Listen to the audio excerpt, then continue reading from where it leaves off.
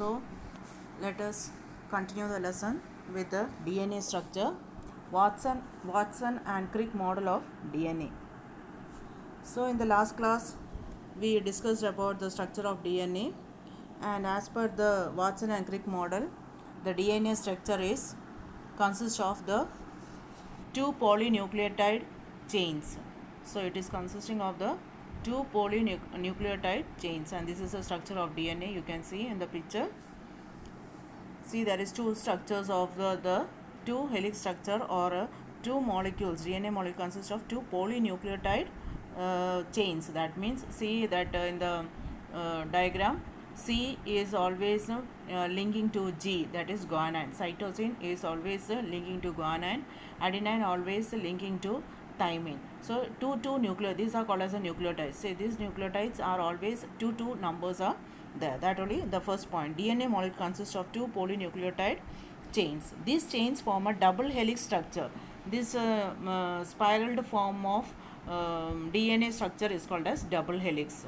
Okay, which with two strands. See, two strands are there, each with two strands, units which form the backbone of the two strands which run anti-parallel to one another. It is parallelly running all through the structure. Okay, then the third point, nitrogenous bases in the center are linked to sugar phosphate. Always the nitrogen bases are always paired with the sugar phosphate. See in this below in the figure 18.6 nucleotide in a DNA. See how the sugar structure is linked to a nucleotide. Sugars are all shown in the reddish color, and the nucleotides they have shown in the green color. So how it is, each sugar is linked towards the phosphate units which form the backbone of the DNA. Pairing between the nitrogen base is very specific and is always between purines and pyrimidines linked by hydrogen bonds.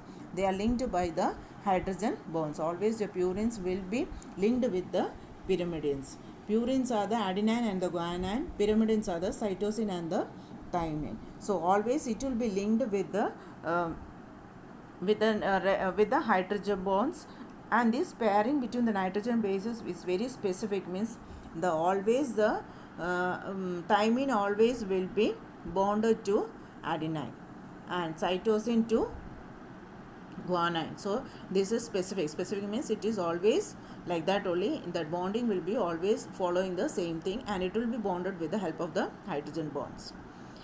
And pairing between the nitrogen base is very specific and is always between purine and pyrimidines linked by hydrogen bonds.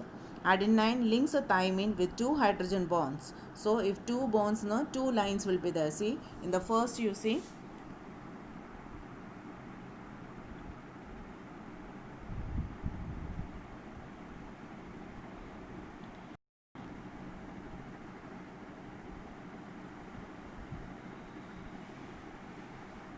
in the first itself you see here. See this thymine and adenine. It is having a between two bonds are there. That is hydrogen bonds. Between that two lines are there. So it is between the hydrogen bonds are by the two bonds, two hydrogen bonds. And the next you see cytosine and guanine. It is three bonds are there. So three lines are there. So it is three bonds. Okay. So cytosine links with the guanine with the three hydrogen bonds. So by this picture itself you must have understood how it is. Okay. And this is called as complementary base pairing. This type of pairing is called as complementary base pairing. Okay. Now fifth point, hydrogen bonds between the nitrogen's base makes the DNA molecule stable. So when these hydrogen bonds are like this bonded, it will make the DNA stable. Means it will be very strong. It will not move. And the double helix also will be in the strongly bonded with these hydrogen bonds. Then each turn of the double helix is 34 to 34 A degrees centigrade. There are 10 base pairs in a complete turn. So how many this will be? Each turn of the double helix, each will be having a turn. The this turning position is there, no? That is 3.4 mm or 34 degree there, and the 10 base pairs of complete turn. There are 10 base pairs for that. That is, these all are bonded with the hydrogen bonds between the purines and the pyrimidines. The nucleotides in a helix are joined together by the phosphodiester bonds. So they are also bonded by the phosphodiester bonds. So this is the Watson and Crick structure, the double helix structure of DNA. It's very important. The diagram also is very important. The diagram, this is only important. You have to learn this diagram. Then comes the next topic, more to know Chargaff rule of DNA base pairing. Erwin Chargaff states that in DNA the proportion of adenine is always equal to that of thymine and the proportion of guanine is always equal to that of cytosine. So the purine and the pyrimidines always will be equal in cytosine. How much cytosine is the same, it will be having the guanine also, and how much adenine is there, that much only the thymine also will be present according to the Chargaff. Now DNA replication. DNA replication is one of the basic processes that occurs within a cell. DNA molecule produces exact copies of its own structure during replication process. So DNA always will produce the same replica copy or the same copies of it. There will be no change in that. Okay. The two strands of air DNA molecule have a complementary base pairs. The nucleotides of each strand provide the information needed to produce its new strand. So the base pairs always pass the information what type of the DNA has to be produced. So the same replica or the same Xerox or the same type of DNA only will be formed from the same from each nucleotide.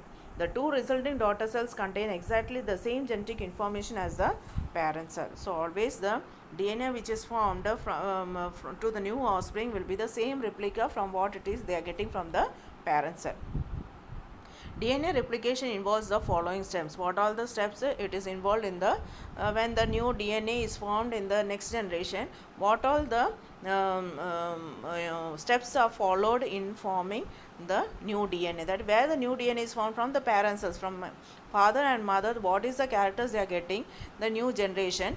That both the same Xerox copies of the characters only will come in the next offspring. For that, following that, what all the steps are followed for how the same replica or the same copies of DNA are formed, that are the steps. Origin of replication. The specific points on the DNA where the replication begins is the site of origin. So where the same character exists, that is called as the site of origin, okay, of replication. The two strands open and separate at the point forming the replication fork. So where the new characters exist or comes from the DNA, that is called as the origin of that DNA, and forming the new one that forms, it will get separated and forms the new one is called as the replication fork. Now unwinding of molecule, DNA molecule. Unwinding means what? Winding means it is just in the rotation form, isn't it? Like spirally, it's winded up. So removing that winding, removing that spiral is called as unwinding. Removing that winding, it is twisted like this, no? That it is removing it is called as unwinding. The enzyme called as helicase bind to the origin of replication site. So enzyme helicase, where it has the characters to be replicated, there this enzyme will be produced. Helicase separates the two strands of the DNA. So when this helicase enzyme is secreted, what will happen? The two strands bonded, it will get separated. The enzyme called as topoisomerase separates the double helix above the replication fork where the character has to be replicated. There the replication fork is formed. There this topoisomerase enzyme is secreted and removes the twist formed during the unwinding process. The twist formed will be removed. Each of the separated DNA strands function as a template, and each strands that is getting separated will be functioning as a template. So the first origin is found out. From the origin, the replication fork, it gets separated, and after that the helicase enzyme is secreted, so that the unwinding, it will get separated, it will get the twisting is removed, and after that topoisomerase is secreted to remove the double helix, the double stranded, that to remove from the DNA or the gene or the characters, and after that it will be ready, it will form a template and it will be ready for replication. Then formation of RNA primer. An RNA primer is a short segment of RNA nucleotide. The primer is synthesized by the DNA template close to the origin of the replication site. Which character has to be replicated, that area only this RNA primer will be formed. Synthesis of new complementary strand from the parent strand. So, how the complementary or the new complementary or the new one, the DNA, how it is formed from the parent strand. After the formation of RNA primer, nucleotides are added with the help of an enzyme DNA polymerase, and a new complementary strand of DNA is formed from each of the parent strand. Each of the parent strand means what? From one from father, one from mother. So this both will be with that character will be coming, and a new DNA, that is complementary means a new DNA will be formed by the secretion of the polymerase enzyme. Okay. This synthesis is unidirectional. It always takes place in one direction. That means it is the same procedure. If one strand, the daughter strand, is synthesized as a continuous strand which is called as leading strand, in the other strand, short segments of DNA are synthesized. The daughter strand which is synthesized, it is called as the leading strand. It is called as the leading strand. And the other short segments of DNA are synthesis, it is called as the lagging strand.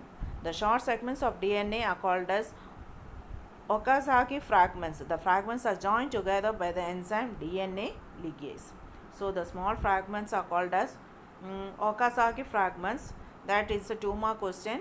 That also question has been repeated many times. The short segments of DNA are called as Okazaki fragments. The fragments are joined together by the enzyme called DNA ligase. So when the replica is formed, the daughter strands which is synthesized in a continuous strand, it is formed, it is called as the leading strand, and the short ones are called as the lagging strand.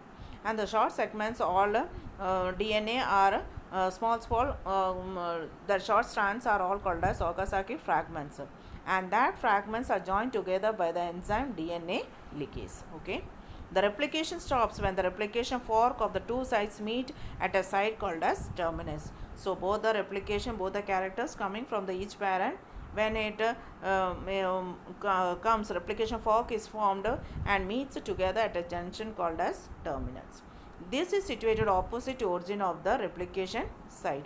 It will be always formed to the opposite side where it's get replicated. Its opposite side only this joining junction will be there. That is called as the terminus. Now, of this DNA. It is responsible for the transmission of hereditary information from one generation to the next generation. So what all the characters from we are getting from the ancestors, for that purpose this DNA helps us a lot, because the same characters will be carried from one generation to the another forthcoming generation. Then the next significance is it contains information required for the formation of proteins. It also contains the information related to the required for the formation of the proteins. Then it controls the development process and life activities of an organism. It also helps in the life activities also and the development of an. So this is a structure and the replication of DNA. Next topic is sex determination. We'll go in the next class. Okay, thank you students.